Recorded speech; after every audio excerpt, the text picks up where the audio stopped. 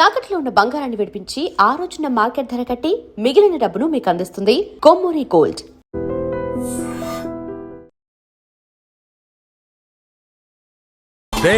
ఎదవలతో తిరిగితే మనం కూడా ఎదవలం అయిపోతాం రా. ఫ్యాన్ బేస్ ఉంది బేసిక్గా వీమర్స్లో ఎలా క్యారీ ఫార్వర్డ్ చేసి దాన్ని ఎలా నిలబెట్టి రన్ చేస్తున్నాడు. వాళ్ళు ఇంటర్వ్యూ చెప్పమని కదంతా చెప్పమని సెట్స్లో కూడా ఇలాగే ఉండేదా కసిరెడ్డి గారి ఇలాగే ఉండేదండి. ఎగ్జాక్ట్లీ. చాయ్ వాలా అనేది చాలా కామన్ వర్డ్. ఎలా అనిపించింది, ఎవరు పెట్టారు ఈ పేరు? మేమందరం యాక్చువల్లీ సినిమా స్టార్ట్ చేసినప్పుడు ఆల్మోస్ట్ పోస్ట్ ప్రొడక్షన్ అయిపోయేదాకా కూడా title was actually Nawab cafe. ఇది ఎలా మిక్స్ అంటే అంత ఈజీ కాదు. ఒక కామెడీ అండ్ ఒక యాక్షన్ ఎమోషన్ మిక్స్ చేయడం ఈజీయే కానీ యాక్టర్స్ పరంగా, కానీ కామెడీ నుంచి కంప్లీట్ ఎమోషన్కి వెళ్ళడం అంత ఈజీ కాదు. సో అది ఎలా అనిపించింది? ఇప్పుడు మనం ఇక్కడికి వచ్చి ఇంటర్వ్యూ చేస్తున్నాం అంటాం. నార్మల్గా అయితే ఇందాక వరకు ఒకలా మాట్లాడతాం, ఇంటర్వ్యూ అంటే కొంచెం ఆచితూచి మాట్లాడతాం. ఒకవేళ అటు ఇటు అయితే అది ఎటే అవుతుందండి. థంబ్నెయిల్స్ రెడీ చేసుకోవాలి.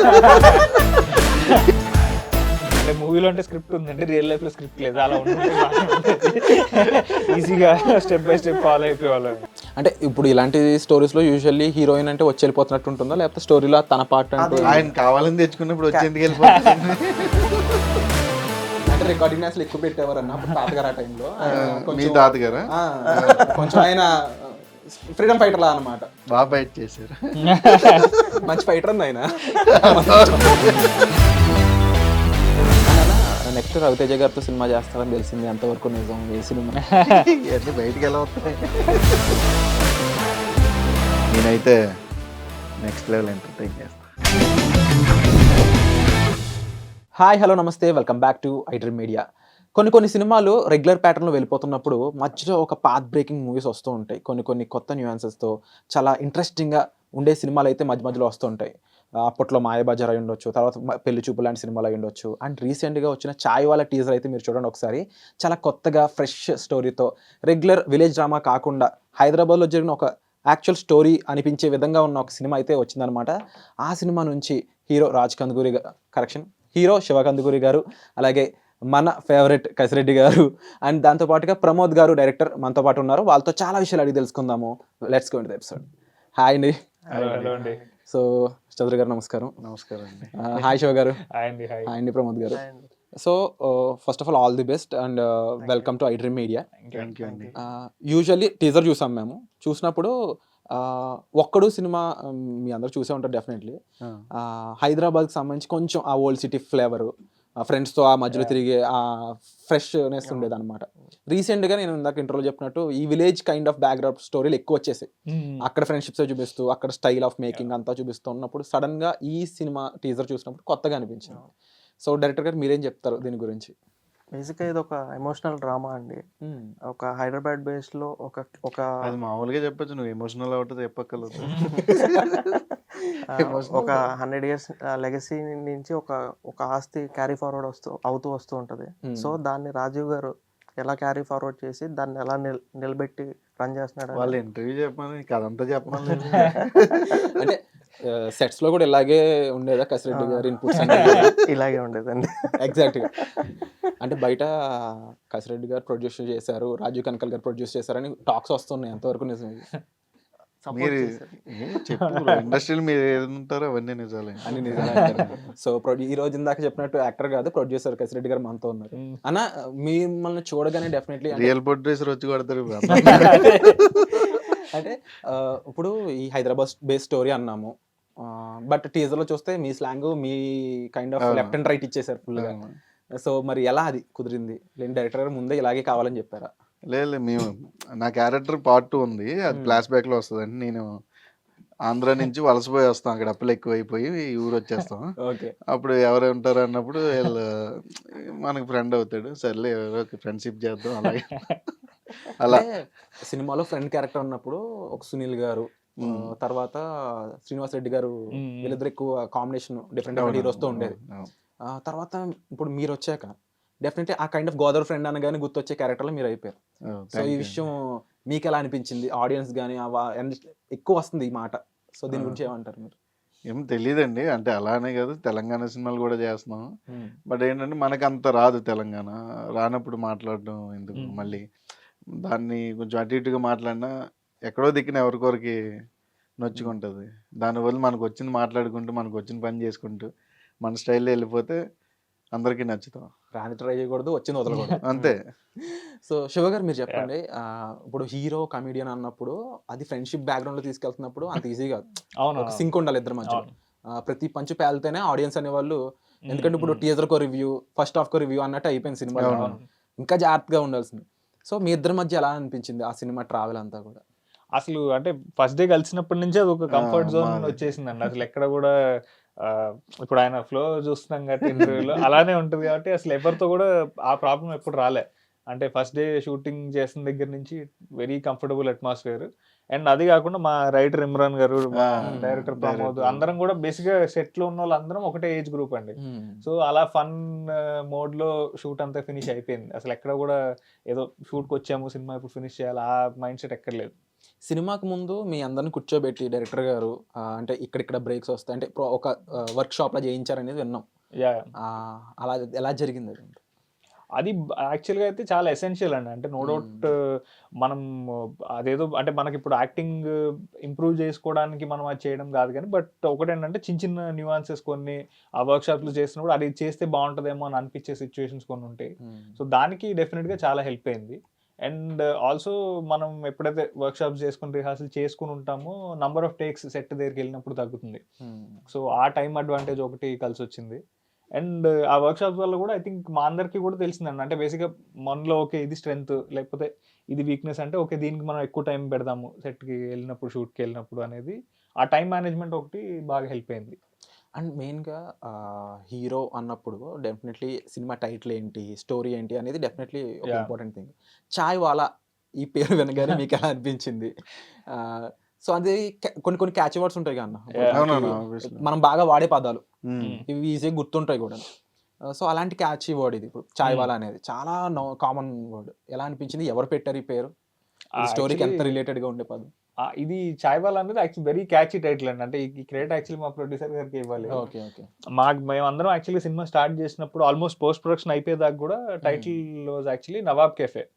అంటే బేసిక్ గా రాజీవ్ గారు ప్లే చేసే ఫాదర్ క్యారెక్టర్ అండ్ నా క్యారెక్టర్ వచ్చి ఆ నవాబ్ కేఫ్ అనే ఒక ప్లేస్ చుట్టూతో తిరిగే స్టోరీ. అది నవాబ్ కేఫ్ అనేది మంచి టైటిల్ అవుతుందేమో అని అనుకున్నాము. బట్ ఎప్పుడైతే ఎంటైర్ ఫిలిం చూసామో చాయ్ వాలా అనేది చాలా యాప్ టైటిల్ అండి. ఐ థింక్ సినిమా చూసాక మీరు కూడా అదే అంటారు. బికాస్ దాంట్లో ఒక ఎంటైర్ సెగ్మెంట్ ఉంది, ఎందుకు చాయ్ వాలా అని పెట్టాల్సి వచ్చింది అనే దాని మీద ఒక సెగ్మెంట్ ఉంది సినిమాలో. అండ్ మీరు అన్నట్టు ఐ థింక్ అది చాలా క్యాచీ వర్డ్ అండి. మేము విన్నప్పుడు అందరం కూడా వెరీ హ్యాపీ. యాక్చువల్లీ మంచి క్యాచీ టైటిల్ అండ్ అందరికీ రిజిస్టర్ అయిన పేరు, అది డైలీ బేసిస్లో మనం వాడే నేమ్ అది. So very happy. అండ్ ఇప్పుడు మనకి రాజీవ్ కనకాల గారు అన్నప్పుడు చాలా క్యారెక్టర్స్ గుర్తొస్తుంటాయి ఆయనకి. రీసెంట్గా ఇప్పుడు ఫాదర్ క్యారెక్టర్స్లో ఆయన ఒక కొత్త విధానం తీసుకొస్తా ఉన్నారు.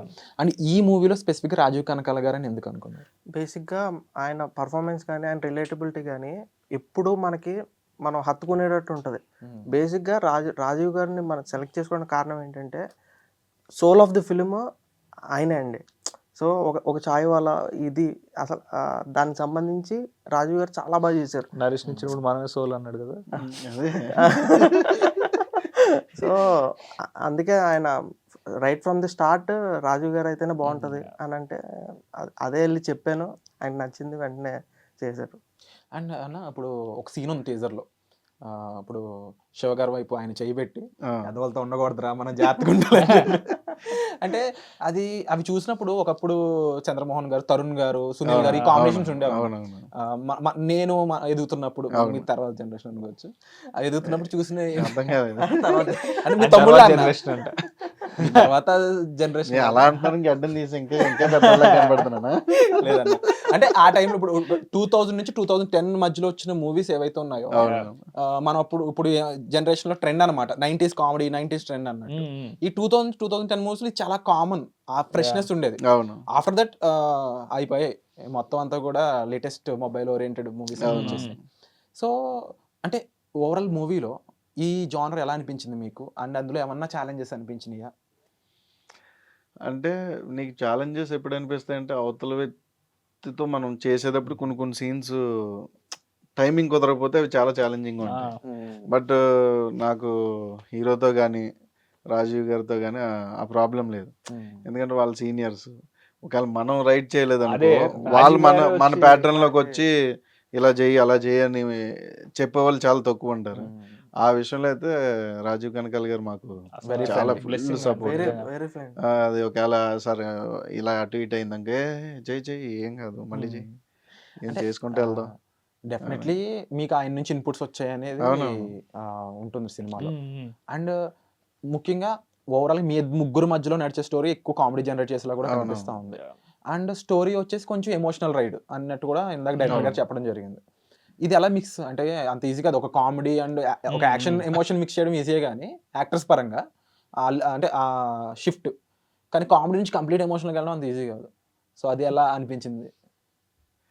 అంటే అలానేం లేదు, మన డైలీ బేసిస్ లో ఫేస్ చేసేవి ఎప్పుడు సినిమా లైఫ్ ఎప్పుడు రియల్ లైఫ్ నుంచే ఇన్స్పైర్ అవుతారు మనం. ఎందుకంటే ఇప్పుడు ఇక్కడ ఎంట్రీ అవ్వగానే బయటకు వెళ్ళిన తర్వాత మనం ఏ మూడ్లో ఉంటాం మనమే జడ్జ్ చేయలేం. అవును. డిఫరెంట్ మూడ్లో ఉంటాం. సో అక్కడ సిచ్యువేషన్ డైరెక్టర్ ఎక్స్ప్లెయిన్ చేసేదాన్ని బట్టి ఆల్రెడీ ఆయన ఎక్స్ప్లెయిన్ చేసే టైంకి కొంచెం మనకి ఎక్కుతుంది. ఓకే ఆ జోన్లోకి వెళ్ళాలని మైండ్ ప్రిపేర్ చేసుకుంటాం. ఆటోమేటిక్గా అలాంటివి చేసేటప్పుడు ఆటోమేటిక్గా చుట్టూ ఉండే అట్మాస్ఫియర్ని బట్టి మీకు అది వచ్చేస్తుంది. మనం వద్దనుకున్నా సరే. ఇప్పుడు మనం ఇక్కడికి వచ్చాం ఇంటర్వ్యూ చేస్తున్నాం అంటాం. నార్మల్గా అయితే ఇందాక వరకు ఒకలా మాట్లాడతాం, ఇంటర్వ్యూ అంటే కొంచెం ఆచితూచి మాట్లాడతాం. ఒకవేళ అటు ఇటు అయితే అది ఎటే అవుతుంది. thumbnails ready చేసుకోవాలి. ఇదే అది కూడా అంతే. అన్న ఇప్పుడు టీజర్ లో చూసింది ఇప్పుడు యూఎస్ వెళ్ళిపోదాం అని అంటున్నారు హీరో గారు. ఆయన ఎప్పుడు అక్కడే ఉంటుంది మీకు తెలియదు.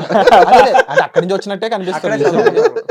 సో అన్న మీరు చెప్పండి, ఇప్పుడు ఆ యుఎస్ వెళ్ళిపోదాం అంటుంది, ఏమన్నా కొంచెం మన సైడ్ స్టోరీకి ఏమన్నా సింక్ ఉందా? అంటే మన రియల్ లైఫ్ లో కూడా అక్కడి నుంచి వచ్చాం కాబట్టి మనం అంటే మీరు అంటే లేదండి, ఐ థింక్ అది దాంట్లో రాసుకున్న పాయింట్ లో ఇప్పుడు అంటే ఇప్పుడు చెప్పాలంటే ఇప్పుడు చాయ్ వాలా అనే టైటిల్ ఏదైతే దాని వరల్డ్ ఉందో ఆ వరల్డ్ నుంచి అవేగా వెళ్ళిపోదాం అనుకుంటున్న ఒక సన్ అండ్ ఆ వరల్డ్ ని కాపాడుకోవాలనుకుంటున్న ఒక ఫాదర్. అది ఎక్కడ కూడా ఇప్పుడు ఏదో వాళ్ళిద్దరూ కొట్టేసుకుని అభిప్రాయ భేదాలు వచ్చేసి మెలో డ్రామాటిక్ ఎక్కడ చూపించలేదు దాన్ని. అంటే ప్రతి ఒక్క కాన్వర్సేషన్ కూడా ఫాదర్ కి సన్ కి మధ్యలో, అంటే ఇంట్లో ఇప్పుడు మనం మన ఫాదర్ మదర్ తో సపోజ్ ఏదైనా దాని మీద మనకు ఒకటి చిన్న డిసగ్రిమెంట్ వస్తే మనం ఎలా గొడవ పడతామో అట్లాంటి ఒక టోన్ లోనే తీసుకెళ్లిన ఫిల్మ్ అండి అది. అండ్ జనరల్ గా ఇప్పుడు ఇంజనీరింగ్ ఫినిష్ చేసిన తర్వాత యూఎస్ వెళ్ళిపోదాం అనేది ఒక కామన్ థింగ్ ఇక్కడ ఉన్న ఏ స్టూడెంట్ కైనా ఉండే ఒక కామన్ డాలర్ డ్రీమ్స్ అనొచ్చు. డాలర్ డ్రీమ్స్ అనొచ్చు. అంటే ఇప్పుడు మీరు చెప్పిన ప్రకారం చూస్తే లెగసీ అనేది అర్థం అవుతుంది క్లియర్గా. అంటే ఫాదర్ కి ఒక థింగ్ ఉంది అక్కడ, వెరీ ప్రీషియస్ థింగ్, దాన్ని క్యారీ ఫార్వర్డ్ చేయాలి అంటే దాన్ని కొంచెం బాగా చూసుకోవాలి, టేక్ కేర్ చేయాలి సన్. అంటే నా కొడుకునే చూసుకోవాలి దాన్ని, ఎందుకంటే కొడుకు మీద ఆ ప్రేమ ఉంటుంది డెఫినెట్.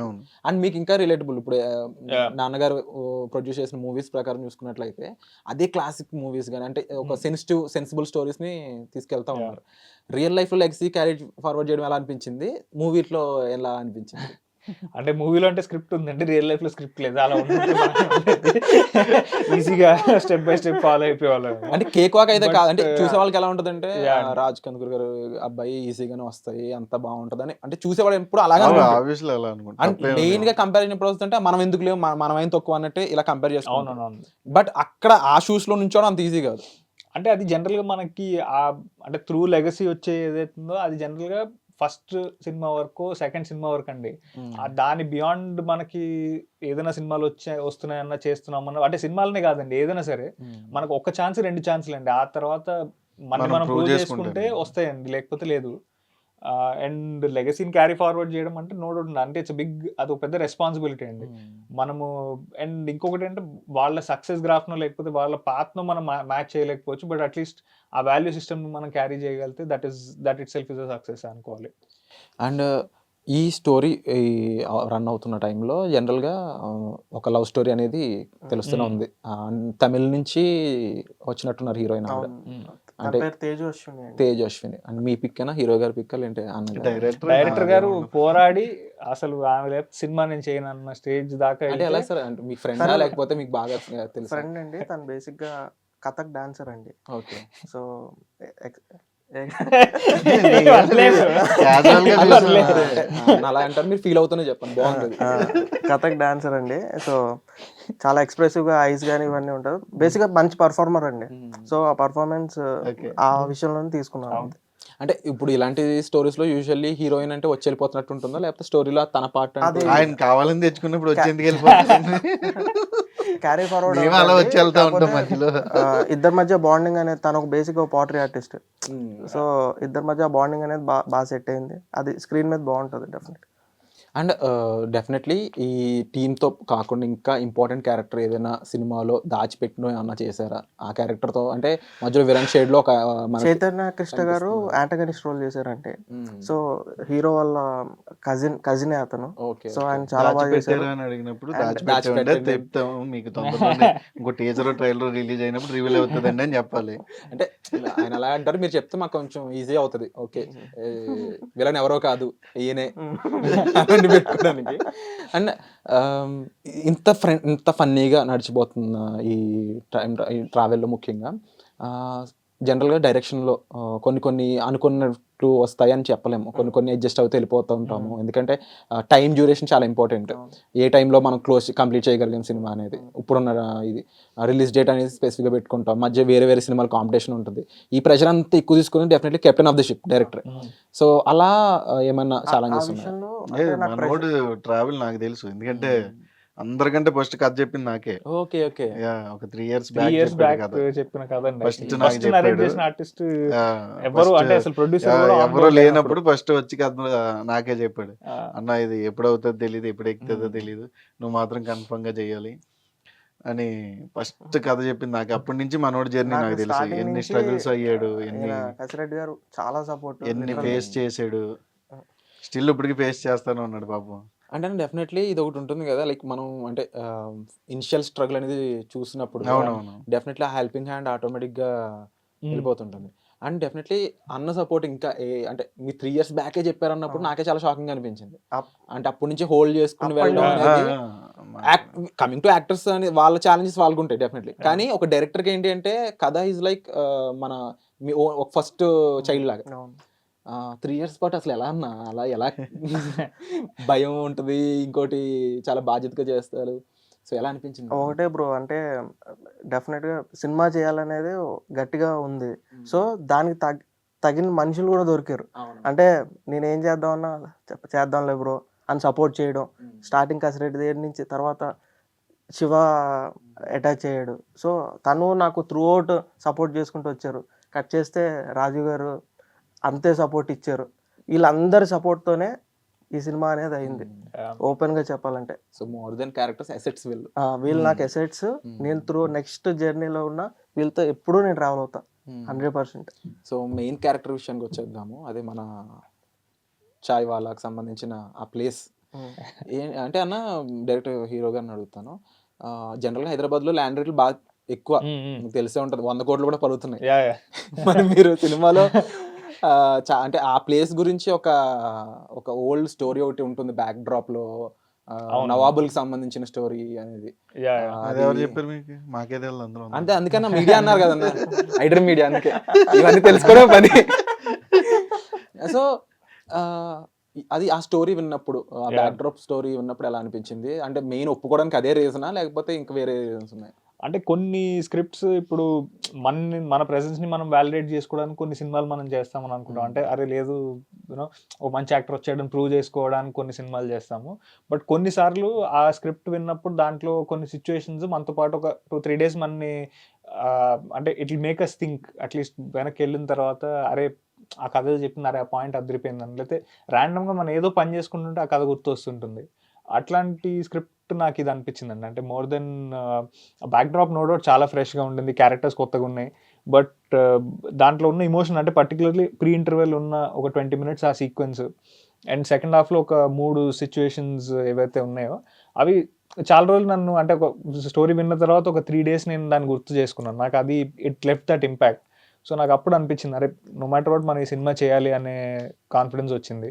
అండ్ ఆ తర్వాత నేను ఎప్పుడైతే ప్రమోద్ గారిని ఇన్ పర్సన్ కలిసాము, ఆల్మోస్ట్ ఒక 3.5 hours డిస్కషన్ పెట్టుకున్నాము, అప్పుడు వీ ఫెల్ట్ అసలు నో మ్యాటర్ వాట్ మనం ఈ సినిమా చేయాలి అని అనిపించింది. అంటే ఎందుకు ఈ క్వశ్చన్ పర్టికులర్గా అడిగానంటే భూతద్దం భాస్కర్ రావు అనే సినిమా ఉంది. Yeah. అందులో ఒక లిటరల్లీ అంటే అంత సస్పెన్స్ స్టోరీ వెనక్కి తీసుకెళ్ళి Yeah. దానికంటే ఒక మంచి బ్యాక్ డ్రాప్ ఉంటుంది వెనక. అవునవును. అంటే very fantasy kind of correct story. Correct. అది చూసినప్పుడు అబ్బా భలే ఉంది ఇది అంటే చాలా తక్కువ వాటికి అనిపిస్తుంది. Yeah. సడన్ గా సినిమా అంతా రన్ అవుతాయి, అందులో థ్రిల్లర్ ఇంకోటి ఏదో అనుకున్నప్పుడు చిన్న ఫ్యాంటసీ ఎలిమెంట్ కలపగానే చాలా కొత్తగా Yeah, అనిపిస్తుంది. yeah. సో అలా అది చూస్ చేసుకోవడం అంత ఈజీ కాదు. ప్రతి ఒక్కరు ఏంటంటే ఒక కమర్షియల్ మూవీ అన్నప్పుడు ఎందుకు రిస్క్, Yeah. అది ఇప్పుడు ఇలా బాగుంది అని అనిపించాలి అంటే అంత ఈజీ కాదు.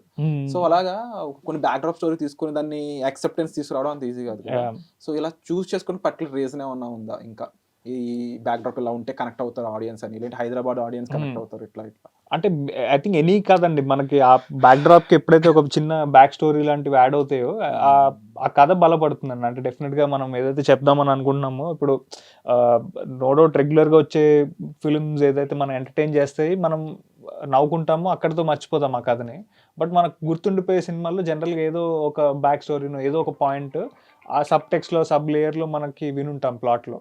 అది డెఫినెట్లీ మన వ్యూయింగ్ ఎక్స్పీరియన్స్ కూడా చేంజ్ చేస్తుంది. అండ్ ఈ పర్టికులర్ ఫిల్మ్లో ఆ బ్యాక్ డ్రాప్ చాలా హెల్ప్ చేసిందండి. ఒక తెలియని ఒక ఫ్రెష్నెస్ తీసుకొచ్చింది ఫిల్మ్కి.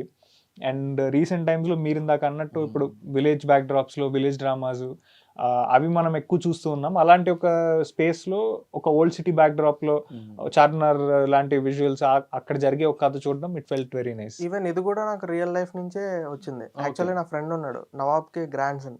ఓ సో అతనికి అన్ని ఆస్తులు పోగా ఒకటి మిగులుతుంది, మిగిలింది. మిగిలితే సో ఆ మిగులుతుంది ఉంది స్టిల్ ఇప్పటి. సో అదే అక్కడి నుంచే పుట్టింది. ఓకే, ఇప్పుడు ఆయన ఆ లెగసీ కంటిన్యూ చేస్తుంటే లేదండి, పైన అదే బిల్డింగ్ లో రెంట్ కొంటున్నాడు. స్టోరీ చాలా ట్విస్ట్ ఉందన్న. హీరోని చూస్తూ అమ్మ వచ్చాడు ఇదేంది ఇది నేను చూడాల ఇలా అనుకుంటారు. అండ్ అన్న అంటే రంగబలి లాంటి సినిమాలు, అంతకుముందు రాజావారు రానివారు కానీ ఇది చూసినప్పుడు మీ కామెడీ ఎలా ఉంటుంది అంటే నాట్ జస్ట్ ఒక అంటే ఫ్రెష్ ఎలిమెంట్ కోసం కామెడీ యాడ్ చేసినట్టే కాకుండా హీరోకి ఒక సపోర్టింగ్ క్యారెక్టర్, అంటే హీరో ఫ్రెండ్స్ ఉంటారు, అందులో హీరో నేర్పించే ఫ్రెండ్స్ ఉంటారు, తనకి హీరోకి నచ్చే టైప్ ఫ్రెండ్స్ క్యారెక్టర్స్ కొన్ని ఉంటూ ఉంటాయి.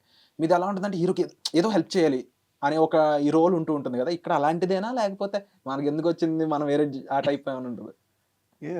నీకు కథకు తగ్గట్టుగానే క్యారెక్టర్ ఉంటుంది. నేను చెప్తానండి, ఒక ఫ్రెండ్ అనే అతను అంటే అందరూ ఒక ఫన్ వేలో వెళ్తూ ఉంటారు, కానీ కష్టంలో కూడా ఫ్రెండ్ ఉంటాడు. ఓకే, అలా నిలబడే ఫ్రెండ్. అంటే దరిద్రంలో కూడా దమ్ బిర్యానీ తినేవాడు మనకి. అండ్ అన్న నెక్స్ట్ రవితేజ గారితో సినిమా చేస్తారని తెలిసింది, ఎంతవరకు నిజం ఈ సినిమా? బయటికి ఎలా వస్తాయి చెప్పండి అన్న, అంటే నెక్స్ట్ ఎలా ఉండబోతుంది? అది చాలా ఆయన డేట్స్ లేక యాక్చువల్లీ షూటింగ్ ఆపారండి. అంటే ఒకప్పుడు బ్రహ్మానందం గారు, మధ్యలో సత్య అన్న, ఇప్పుడు మీరు. Thank you. అంటే కొత్తగా ఉంటుంది ఆ క్యారెక్టర్. ఆ సినిమా కూడా రవితేజ గారు కంబ్యాక్ ఇస్తే బాగుండని ఎంతమంది వెయిట్ చేస్తున్నారు. అందరికీ కూడా ఆ సినిమా చాలా చాలా అంటే చాలా బాగుంటుంది cinema. Out and out comedy ఉంటుంది, అన్నీ ఉంటాయి. ఒక సినిమాకి ఏం కావాలో మొత్తం అన్నీ కూడా ఉంటాయి. అందులోని శివ నిర్వాణ గారు అండ్ రవితేజ గారు, ఆయన కథలు ఎలా ఉంటాయి అనేది మీకు ఐడియా ఉంది కాబట్టి, సో ఎమోషన్ అన్నీ. ఇంకా ఎలాంటి ప్రాజెక్ట్స్ ఉన్నాయి నెక్స్ట్? పర్లేదు నాకు చిన్నగా ఉన్నాయి. అంటే మనకంటూ rowdy Janardhana, okay okay okay okay, and ఇంకా ఉన్నాయి పెద్ద పెద్దవి. సో ఓకే, అయితే అన్న రవితేజ గారి సినిమా అలాగే మన విజయ్ దేవరకొండ గారి సినిమా చేస్తున్నారు అనమాట. ఆల్ ది బెస్ట్ అన్న, definitely. And we wish to అంటే ఇంకా ఎక్కువ మిమ్మల్ని చూడాలని వాళ్ళు మేము కూడా ఒకరు అనమాట. అండ్ శివ గారు, ఇప్పుడు ఎప్పటి నుంచో అడగాలని ఒక క్వశ్చన్ అనమాట. ఇప్పుడు పెళ్లి చూపులు లాంటి ఒక క్లాసికల్ హిట్ డాడీ తీసాక మళ్ళీ అంటే definitely it's a path breaker. అంటే హీరో అనే పర్సన్ చెఫ్ గా చేయడం అనో లేదు ఇదనే కాకుండా heroine is the main role, తనని ఫాలో అయ్యే క్యారెక్టర్ గా హీరో ఉంటూ చాలా ఫ్రెష్ గా అనిపించింది. మీరు చెప్తే నమ్మరు, నేను అది అమలాపురంలో చూసా సినిమా. అది అంటే ఎలా అనుకుంటాను, బీసీ సెంటర్ లో ఆ సినిమాలు కాదు, అది మల్టీప్లెక్స్ ఆడియన్స్ అనుకుంటూ ఉంటాం. ఇప్పుడు మేము ఆ టైం డిగ్రీ నేను వెళ్ళొచ్చాం ఫ్రెండ్స్ తో, పక్కా మాస్ నా కొడుకులు నా ఫ్రెండ్స్ అంతా అంటే ఆ టైప్ అంతా, వాళ్ళందరికీ నచ్చింది ఆ సినిమా.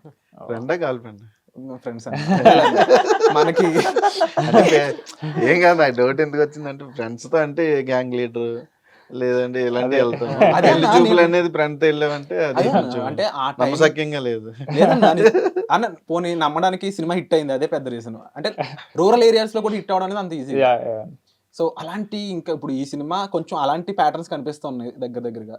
అండ్ ఇలా ఇంకా ఎలాంటి స్టోరీస్ చేయబోతున్నారు ఇన్ ఫ్యూచర్ లో అప్కమింగ్ ప్రాజెక్ట్స్? అంటే అది నిజంగా మనం హిట్ అంటే లేకపోతే ఆ స్కేల్ ఆఫ్ సక్సెస్ ఒక ఫిల్మ్ చేస్తుందా లేదని మనం ఆ ఫ్రైడే వరకు మన చేతిలో ఉండేది కాదండి. నాకు తెలిసి ఆడియన్స్ మనకి చూసి నచ్చితే there is no stopping film. అంతే.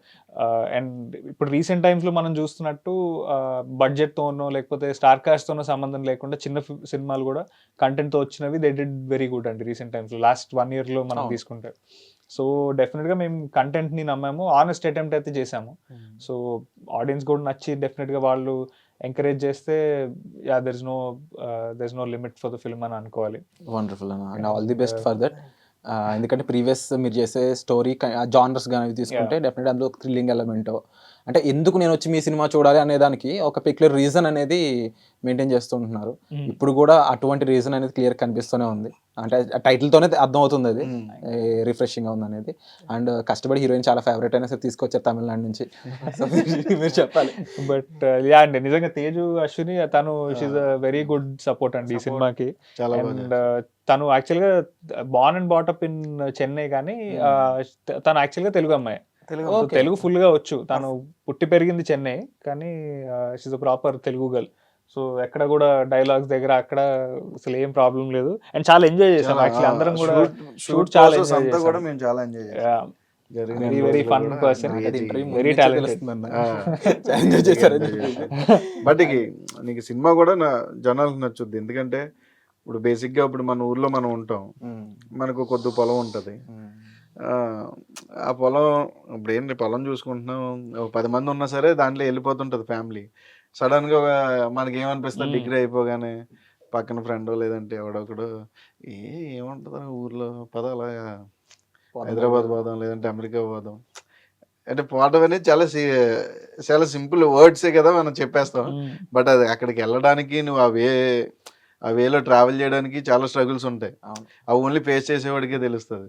ఫాదర్కి ఏమనిపిస్తుంది, మనకి ఎందుకు నాన్న ఇంటి దగ్గర 2 ఎకరాలు ఉంది కదా, అది చేసుకుంటే మనకి సరిపోద్ది, ఫ్యామిలీ వెళ్ళిపోద్ది కదా, ఇంకేంటి అంటే వాళ్ళ థాట్స్ ఏంటంటే ఎందుకు నువ్వు అనవసరమైన వాటికి వెళ్ళి రిస్క్ చేసుకుని మళ్ళీ నువ్వే బాధపడి నువ్వే ప్రాబ్లమ్స్ ఫేస్ చేసి అవన్నీ ఎందుకు, ప్రజెంట్ బాగానే ఉంది కదా లైఫ్ అని చెప్పే ఒక ఫాదరు. నువ్వు చెప్తానే ఉంటావులే మాట నేను చేసుకుంటాంలే అని ఒక కొడుకు. ప్రతి ఇంట్లో ఉండేది అది. సో అలాంటి కథ కాబట్టి ప్రతి ఒక్కరికి కూడా నచ్చే కథ అవుతుంది ఇది. అండ్ డెఫినెట్లీ అన్న, అంటే కొంచెం డౌట్ కొడుతుంది ఎవరన్నా చంపబోతున్నారు సినిమాలో. ఎందుకంటే రాజీవ్ కనకల్ గారు అనగానే మన మేమర్స్ అందరూ రెడీగా ఉంటారు అనమాట. ఒక ఫోటో పెడతారు, ఫ్రేమ్ వేస్తారు. అంటే అలాంటివి ఏం లేవు కదా, లేవని అనుకుంటున్నాము. ఆయన ఫేవరెట్ క్యారెక్టర్ చనిపోద్ది సినిమా. చెప్పేసానా? ఓకే, రాజీవ్ కనకల్ గారు సేఫ్ ఈ సినిమాలో, మీరు రాసుకోవచ్చు. అంటే అన్న రాజీవ్ కనకల్ గారికి ఒక ఫ్యాన్ బేస్ ఉంది బేసిక్ గా మీమర్స్ లో ముఖ్యంగా. అండ్ అన్న మెయిన్గా ఇప్పుడు అన్న చెప్పినట్లే క్లియర్గా టీజర్లోనే అది కన్క్లూజన్ ఇస్తున్నారు మీరు. ఏంటంటే రాజీవ్ కనకల్ గారు అంటుంటారు వాడు కొంచెం బాగుపడి మన ఇది చూసుకుంటే బాగుంటుంది నవాబ్ కేఫ్ అన్నట్టు. సో ఒక ఫాదర్ ఎమోషన్ అనేది అంటే సన్ ఆఫ్ సత్యమూర్తి కానీ ఇలాంటి కొన్ని రిఫరెన్స్ పాయింట్స్ అయ్యాను, నాన్నకు ప్రేమతో కానీ. అంటే వెదర్ ట్రూ అంటే మీరు నమ్మకపోండి, లైక్ తెలుగులో ఉన్న వాళ్ళకి ఏంటంటే అమ్మ సెంటిమెంట్ ఎంత ఇంపార్టెంటో నాన్న అనేటప్పుడు ఒక కనెక్షన్ ఉంటుంది.